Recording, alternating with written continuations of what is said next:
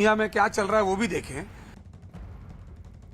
और इस वक्त दिल्ली में छठ पूजा से जुड़ी बड़ी खबर आ रही है। दिल्ली हाईकोर्ट ने सार्वजनिक जगहों पर छठ पूजा पर रोक को चुनौती देने वाली याचिका को खारिज कर दिया है। हाईकोर्ट ने अपने फैसले में कहा कि याचिकाकर्ता कोरोना महामारी के प्रकोप से वाकिफ नहीं है।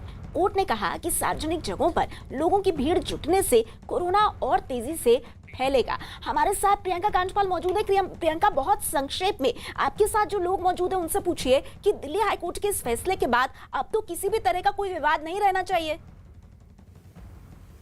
जी बिल्कुल, जिस तरीके से हाईकोर्ट ने कहा है कि संक्रमण फैल सकता है, कोरोना महामारी है, छठ नहीं मनाया जाना चाहिए, अब इसके बाद कोई विवाद बचता है?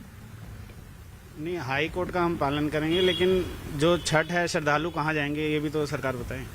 तो ये बस यही सवाल इनका है कि ये तमाम जो कानून आदेश दिए जाएंगे उसका पालन करेंगे, लेकिन सवाल यही है कि छठ कहाँ मनाया जाएगा। जी बिल्कुल, बिल्कुल। तो इस तरह के तमाम सवाल बने हुए हैं। अभिषेक और प्रियंका, शुक्रिया आपका, आप लोग जुड़े और आपने ये सारी जानकारी छठ को लेकर जो सियासी घमासान हो रहा है उस पर हमें दी। लेकिन इस बीच देखिए, दिल्ली में से ही एक और बड़ी खबर ये कि दिल्ली में कोरोना की तीसरी लहर आने के बाद नोएडा प्रशासन के कान खड़े हो गए हैं। कोरोना की वजह से नोएडा के हालात फिर से न बिगड़े, इसे ध्यान में रखकर जिला प्रशासन ने रैंडम टेस्ट कराने का फैसला लिया है। दिल्ली में बढ़ते कोरोना से नोएडा सतर्क। नोएडा प्रशासन ने छेड़ा अभियान। दिल्ली से आने वालों की जांच का अभियान। दिल्ली नोएडा बॉर्डर पर कोरोना का रैंडम टेस्ट। दिल्ली से नोएडा आने वाले कुछ लोगों की जांच होगी।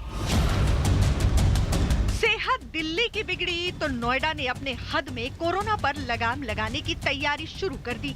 पॉप हटने के कुछ देर बाद ही नोएडा पुलिस का अमला दिल्ली की सीमा से लगे उन हिस्सों में नजर आने लगा जहां से लोगों की आवाजाही होती है।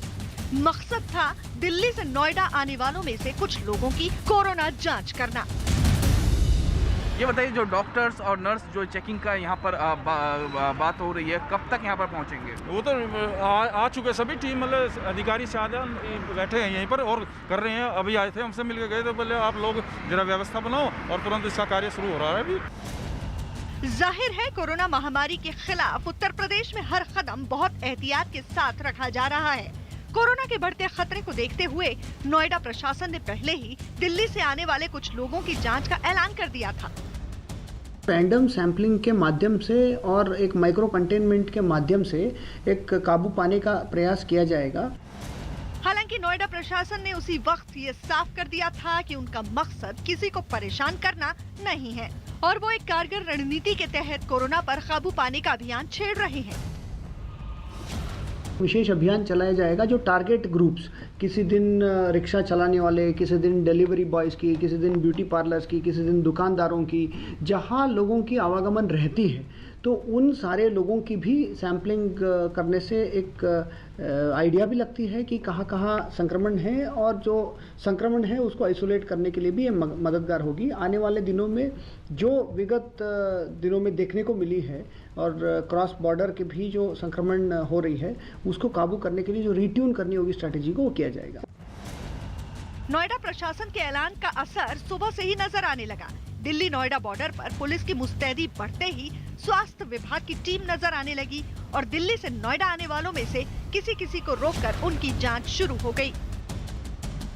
हमने अब से लेके इस समय जो समय हो रहा है, अब से लेके शाम तक इसको कराएंगे। कुछ लोगों को बीच बीच में रोक के रैंडमली चेक कराएंगे।